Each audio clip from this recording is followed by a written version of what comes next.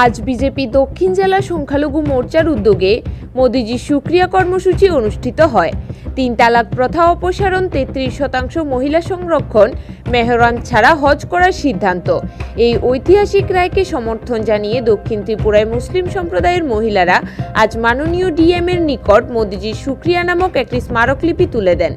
অনুষ্ঠান সূচনার আগে একান্ত এক সাক্ষাৎকারে বিজেপি সংখ্যালঘু মোর্চার রাজ্য সভাপতি হজ কমিটির চেয়ারম্যান তথা জনাব শাহ আলম মজুমদার জানান যে দেশের মুখ্যমন্ত্রী মুসলিম মহিলাদের জন্য যে পরিকল্পনা গ্রহণ করেছে তা ভারতবর্ষের ইতিহাসে আর কেউই করেনি, যার ফলে প্রধানমন্ত্রী নরেন্দ্র মোদীকে প্রশংসা জানিয়ে আজকের এই মূল্যবান কর্মসূচি। দিন মোদিজি সুক্রিয়া অভিযান কর্মসূচিতে উপস্থিত ছিলেন ত্রিপুরা রাজ্য হজ কমিটির চেয়ারম্যান শাহ আলম মজুমদার ও বিজেপি জেলা কমিটির সদস্য অশেষ বৈদ্য এবং দক্ষিণ জেলা সংখ্যালঘু মোর্চার সভাপতি সহ বিজেপি সংখ্যালঘু মোর্চার মণ্ডল সভাপতি ও সদস্যবৃন্দ।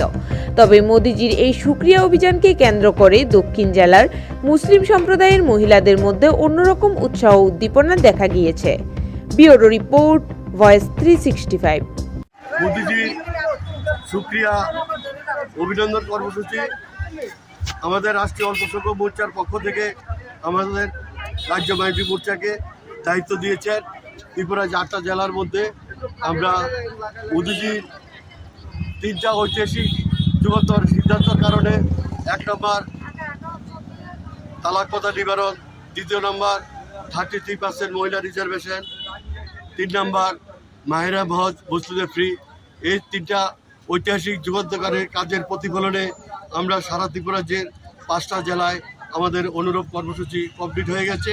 আজকে সাউথ ত্রিপুরার মাননীয় ডিএম সাহেবের নিকট আমরা মুসলিম মহিলাদের 3টা ঐতিহাসিক যুগান্তকার সিদ্ধান্তের কারণে ডিএম সাহেবের মাধ্যমে আমরা মোদিজিকে সুক্রিয়া বার্তা প্রেরণ করা হবে। আজকে এই প্রোগ্রামে আমাদের জেলা নেতৃত্ব, রাজ্য নেতৃত্ব, সংখ্যালঘু মোর্চা, বিভিন্ন মোর্চা প্রত্যেকে আমরা আজকে এই প্রোগ্রামকে সফল করার জন্য সবাই এখানে মাননীয় জেলা প্রেসিডেন্ট, যারা বিধায়ক আছেন, মণ্ডল থেকে শুরু করে, জেলা থেকে শুরু করে, সংখ্যালঘু মোর্চা থেকে শুরু করে, মহিলা মোর্চা থেকে শুরু করে, এই প্রোগ্রামটা মোদিজির যে সবকা সাথ সবকা বিকাশ, সবকো বিশ্বাস, সবকো প্রয়াসের ফলে মূল প্রোগ্রামের মূল কারণ হলো বর্তমান ভারতবর্ষে যিনি প্রধানমন্ত্রী, উনি শুধু ভারতবর্ষের গর্ব নয়, সারা পৃথিবীর গর্ব। এবং আগামী লোকসভা নির্বাচনের আমাদের প্রাক প্রস্তুতি চলছে।